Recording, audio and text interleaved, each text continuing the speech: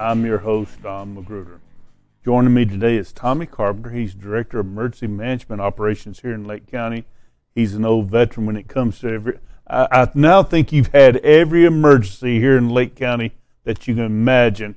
And sometimes it's probably getting a little tiring, the number of different types of emergencies, doesn't it? It's never boring. There's always something new. We're talking about hurricane preparedness for 2020, and we're trying to give you the information so you can be safe. And one of the biggest issues, Tommy, during hurricane season and hurricane threats is sheltering. First, before we talk about the shelters, I think it's real important. The state of Florida has changed its tune about people and evacuations and all that. Discuss the new mindset or attitude, safety precautions the state of Florida has about sheltering.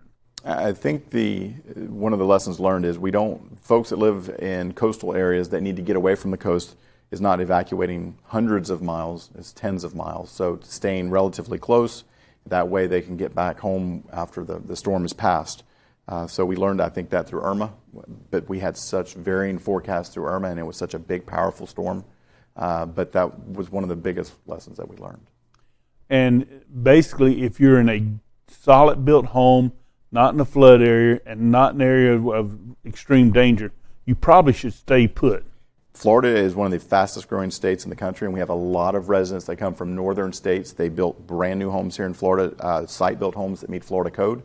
They are safe there. So as long as they do some preparation to their home, they're going to be just as safe there as they would in a shelter.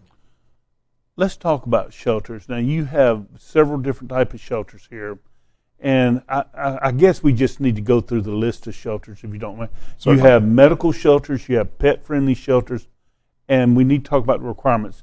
First things first, let's talk about medical shelters. So our special shelters for our special needs clients, we work year-round with folks that are in our special needs program, and typically what that means is someone that has a medical device that they're electrically dependent. They have to have electricity. So we have 15 primary shelters. 5 of those have backup generators. If commercial power fails, then the generators come on and they're able to use their medical devices. So if you're on oxygen or you're on something that requires power, you can come to a medical shelter, but you have to go through some steps prior. Talk about these steps. Correct. So anyone that, especially our residents that are on oxygen, their physicians or their medical provider will come to us. We get them to complete an application. It's reviewed by the health department for medical necessity, and then we're able to assign them. You can come to a special needs shelter. Some residents, their medical acuity is a little bit greater than what we can handle at a shelter, so we work with those residents and their physicians to find a place in a hospital or a facility that can take care of them. And then ones that are determined that you don't need electricity to help you with whatever your medical condition is, then we can assign them to a general shelter or help them find a place to stay. Now, I'm going to have to say this out loud. If someone is suspected to be positive with COVID-19, they're probably not going to be allowed to shelter in a medical shelter.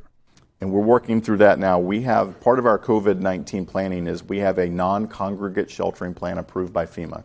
We expect that will continue through hurricane season. We don't know what it'll look like as we're still waiting for guidance. But when we do talk about COVID-19, it's not having a large group of people. You've got to make those groups smaller and make them safer. What are the medical shelters here in Lake County? Those shelters, we have 5, and those are Astatula Elementary, Leesburg Elementary, Lost Lake Elementary in Claremont, Umatilla Elementary, and the Villages Elementary in Lady Lake.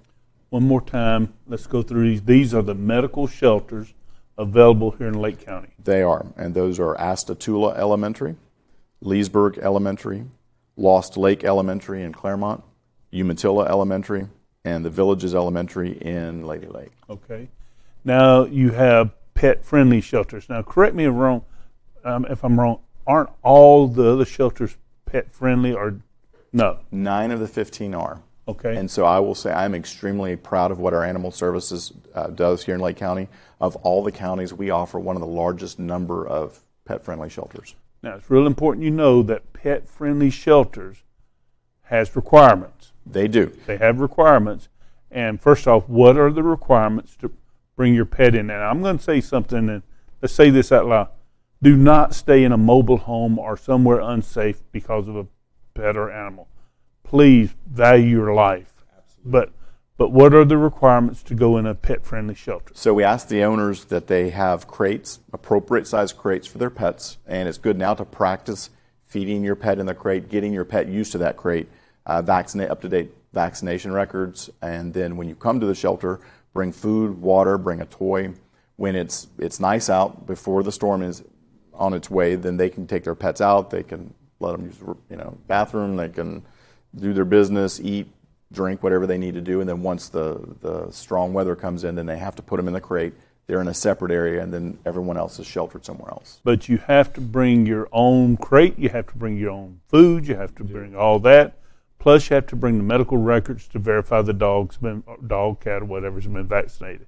And the animal is not left with the human. They're put in a pet area. They're in a separate area because there are some folks that shelter that can't tolerate the dander. It's not a healthy environment for them. So pets are in one place, and then the owners and everyone else are in another. And where are these pet shelters located at? So we have 9 of those, and that is at Mascot Elementary, Round Lake Elementary in Mount Dora, Spring Creek Elementary in Paisley, Treadway Elementary in Leesburg by the mall, and then again, all of our special needs shelters are pet friendly. So I'll read those again: Astatula Elementary, Leesburg Elementary, Lost Lake Elementary in Claremont, Umatilla Elementary, and the Villages Elementary in Lady Lake. Okay. Those are the shelters. So if you need to shelter and you have an animal, you need to get yourself prepared and do that now. Now you have some additional shelters that are just for humans. Yes. And those shelters are where? Okay, so everything I've read are humans and pets. Additional shelters that we have are East Ridge High in Claremont, East Ridge Middle in Claremont, Eustis High School, Leesburg High School, Mount Dora High School, and Tavares High School. So if you have need a place to go, you have it. Now, understanding if we have a storm along the coast or down south, you're going to have people from along the coast down south in these shelters, correct? We will. And I want to say for Hurricane Irma, we had 40 to 50 people that we knew had come from coastal counties to shelter in Lake County. And once again, that's going to be a different animal this year with the COVID-19 pandemic we're dealing with. So that's the reason why you may have to come prepared. Couple of things also about shelters. What do you provide in the shelter? So before COVID, it was 20 square feet and it was floor space. We don't provide cots. Special needs sheltering does. That's managed by the Department of Health. But you get 20 square feet. It is safe. The school provides food. But you're in a communal environment. It's a lot of folks that it's essentially a shelter of last resort. So we provide a safe environment, and you get 20 square feet to stay. So honestly, people who watch this show, if you're in, there's 2 reasons why people shelter. Number one, they're in an unsafe building or unsafe area, and they're fearful for their personal safety that way. Or they shelter because they're lonely and scared. That shelter of last resort provides that basic safety, but it comes with a lot of negative things. You're going to be with other people. You got to bring your own stuff. It's going to be uncomfortable. It's going to be communal living. So realistically, this year with this pandemic, you really need to plan what you're going to do now and range a family member or friend about sheltering. Would you recommend? I do, and every year we talk. That's the first thing I say is everyone should plan on. Say if you're in a site-built home, stay there, get your home ready, get it prepared. If you're in an unsafe structure, manufactured mobile home, find those friends or family that you can stay with because you're going to be far more comfortable with them than you are in an environment that you're not familiar with people that you're not familiar with, and it's not the most comfortable.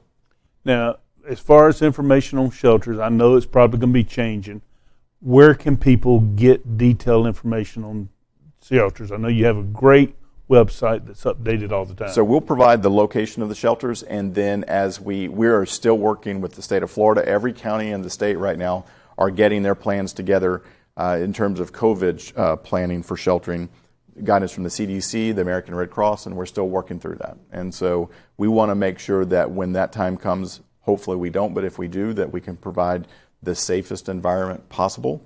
Again, we're going to reiterate, if you can find somewhere else to stay with friends, with family, your church family, we know some folks have a bingo family, whatever social group you're in, make those plans now. Talk about that now where you're around people you're comfortable with and that you know where they've gone, where they've been, and then work through and find where you're going to shelter. After the storm, just real quick, it's probably more dangerous than during the storm. Give people a few tips for after storm, what they should be mindful of. Be careful. Be careful of downed utility lines, power lines, could be cable. Be careful of the environment. Animals get displaced too, so we want to be careful of snakes, any animals that are upset after a hurricane. Also be careful of the heat. You may not have power. And once the sun comes out and it's all pretty, it can get really hot. Absolutely. And people may not be aware of that, so just be mindful of that. What's the biggest mistake most people make during a hurricane threat here in Lake and Sumter County? I think is waiting too long to get prepared. And it's just, I think, human nature. They feel, I'm prepared, I'm ready to go, but we have phones now, we get such great information. They may see, I didn't get this, there are things I didn't get, things I didn't do, and they may wait till the last minute to do that. When this right now is the best time to prepare and make plans for sheltering. Well, Tommy Carpenter, Director of Emergency Management, you've been very busy this year. You are doing a great job. We're very grateful. I would suggest, once again, if someone has questions, they go to the website, and the website's located where? They can go to lakecountyfl.gov. In the keyword, type emergency, and you'll come right to our website. They're welcome to call our office. Our number is 352-343-9420. And I want to thank you for watching Around the House today. And be sure to go to aroundthehouse.tv where you can subscribe to our YouTube channel and our weekly newsletter. Until next time, we will see you around the house.